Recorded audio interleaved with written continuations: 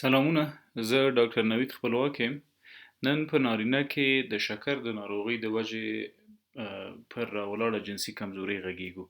هغه ناروغان چې د شکر له ناروغۍ سره لاس او ګریوان دي، اوږده موده وشوه چې شکر ناروغي لري. په حقیقت کې د دوی په بدن کې د ګلوکوز کچه یا د قندونو کچه ډیره لوړه وي او بدن یې نشي کولای د انسولین د کمبود د وجې دغه موجود ګلوکوز یا ذخیره کړي او یا یې هم په مصرف ورسوي. کله چې خواړه وخورو، فود یا غذایي توکي، دا راځي هاضمې جهاز ته یا جی آی ټي. د هاضمې جهاز کې د هضم د پروسې نه وروسته د جذب پروسه شروع کیږي او بالاخره د جذب په پروسه کې ګلوکوز د وینې جریان ته راځي. ګلوکوز یا قندونه کله چې د وینې جریان ته راغلل، د وینې د جریان نه بالاخره د انسولین په واسطه د بدن مختلفو حجراتو ته ورځي او هلته د ګلایکوجن په نامه ذخیره کیږي. یعنی هغه بڼه د ګلوکوز چې ذخیره وي هغه ته ګلایکوجن وایي. دغه ذخیره د څه شي په واسطه کیږي؟ د انسولین په واسطه. انسولین څه ده؟ انسولین یو هارمون ده چې د پنکریاس د غدې نه ترشح کیږي او وظیفه یې هم د همدغه ګلوکوز څارل دي چې که احیانا د وینې په جریان کې زیات شي نو راوړي یې لړمون یا ینې ته، همدارقم عضلاتو ته مسل سلز او ورسره شحمي حجراتو ته یا اډیپوسایټس هغو ته یې راوړي او بالاخره د ګلایکوجن په شکل یې ذخیره کوي. کله چې دوباره ضرورت شو نو همدغه پنکریاس غده د ګلوکوګان په نامه بل هارمون ترشح کوي او نوموړی ګلایکوجن اخلي، بیرته یې په ګلوکوز باندې تبدیلوي. د څه شي په واسطه؟ د ګلوکوګان د هارمون په واسطه.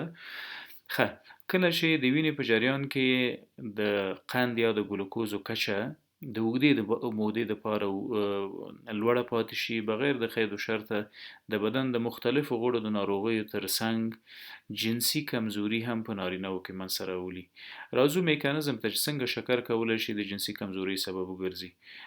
مخکې له دې چې پر جنسي کمزوري وغږیږو مستقیما راځو د تناسلي غړي او د بولي سیستم په هکله څه خبرې کوو. دا زموږ یورینري بلډر یا مثانه ده. درست؟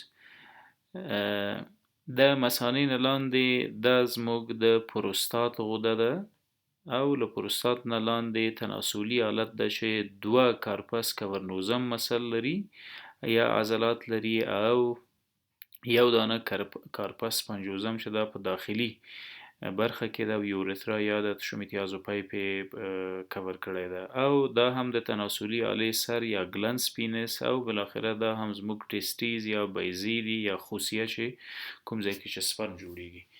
د تناسلي آلې عضلات، حرکات او ټول سکنات د اعصابو د خوا تنظیمیږي. زموږ عصبي سیستم یو ډیر فعال او ځیرک سیستم ده.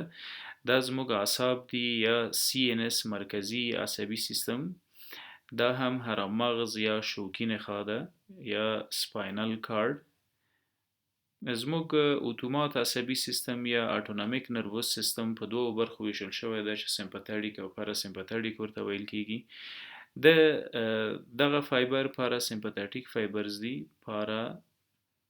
سمپاتیک فایبرز چې د هرمغز د لاندنۍ ساحې نه یا د کاکسیجیل پلکسس نه راوځي. سمپاتیک د دوه وظیفه څه ده؟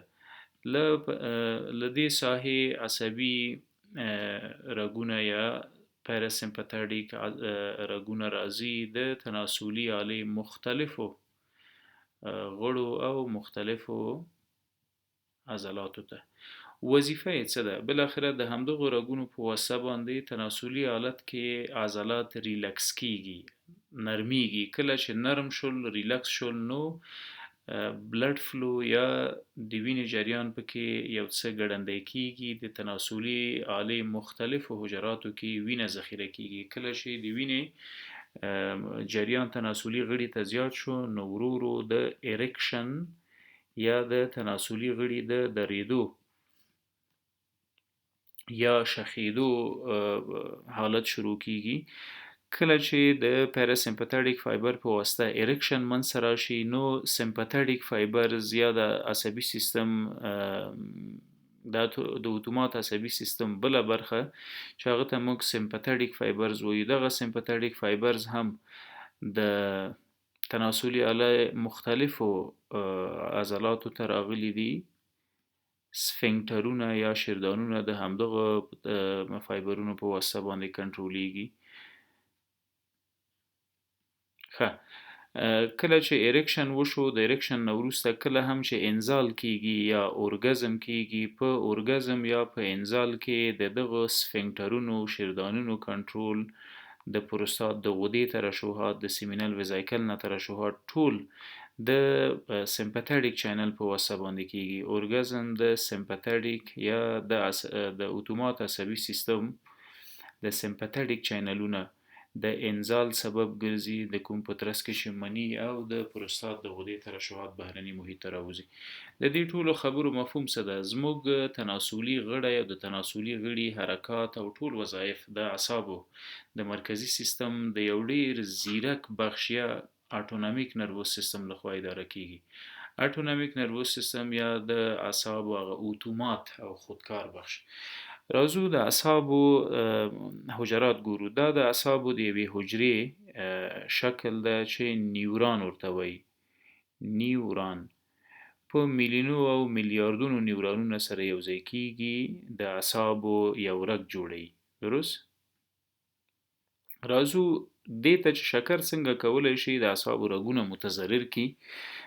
دا د عصبي حجرې شکل د دې ساحې ته ډندرایټ وایي. ډندرایټس یا ډندرایټونه. دا ساحه د اګزون په نامه یادیږي. اګزون. او دا ساحه هم سل باډي یا د حجرې سایټوپلازم د عصبي حجرې مختلفه برخې دي سره. زموږ دغه عصبي رګونه ټول د نیورانونو نه جوړ شوي دي.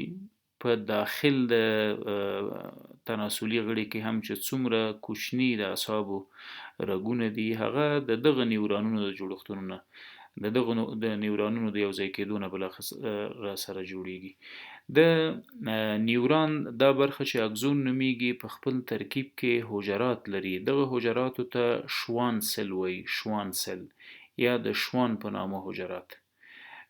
د دغه شوان حجراتو یوځای کېدل د مایلن په نامه شیټ جوړوي. مایلن شیټ وظیفه څه ده؟ د انګیزو انتقال باید په اګزون کې ډیره په چټکۍ سره وشي. مایلن شیټ د کومو حجراتو د یوځای کېدو نه بالاخره را جوړ شو؟ د شوان سل. د شوان په نامه کوم حجرات چې دي د اعصابو په رګونو کې یوځای کېږي، مایلن شیټ جوړوي. او د دغه مایلن شیټ وظیفه هم کنډکشن یا د انګیزو انتقال د اعصابو تناسلي غړي ته او له تناسلي غړو برعکس اعصابو ته. کله چې د وینې په جریان کې ګلوکوز زیات شي، فرضاً دا د وینې جریان ده او د وینې په جریان کې ګلوکوز زیات شول، یعنی موږ ګلوکوز مواد وخوړل، د هاضمې جهاز لخوا جذب شول د وینې جریان ته. دغه ګلوکوز د بدن مختلفو حجراتو ته راځي. کله چې ګلوکوز د بدن حجراتو ته راننوتل، دغه ګلوکوز تبدیلیږي په ساربیټول باندې. ساربیټول بالاخره تبدیلیږي فرکتوز او نورو یو قیمته قندونو ته، او دغه فرکتوز بالاخره تبدیلیږي ATP یا انرژي ته، او دغه انرژي موږ استفاده کوو د بدن د مختلفو فعالیتونو لپاره. ګوري موږ پیاده ګرځو ولې کومې قوې ته پکې ضرورت نه لرو. دا ټول دغه د ATP سوځیدل دي چې انرژي راکوي. بریدینګ تنفس وباسو ولې کوم اضافه قوې ته پکې ضرورت نه پیدا کیږي. همدا رقم د بدن ټول فعالیتونه د انرژي د تولید په ترڅ کې سرته رسیږي او دا انرژي د ګلوکوز پیدا کیږي. کله چې ګلوکوز په ساربیټول بدلیږي، دلته یو انزایم ده د الډوز په نامه. الډوز ډي هایدروجنیز. د الډوز ډي هایدروجنیز انزایم څه کوي؟ راځي ګلوکوز په ساربیټول باندې بدلوي. د ساربیټول بدلیدل چې کله په فرکتوز باندې کیږي، دلته د ساربیټول کاربوکسیلیز په نامه یو انزایم د پروسه سرته رسوي.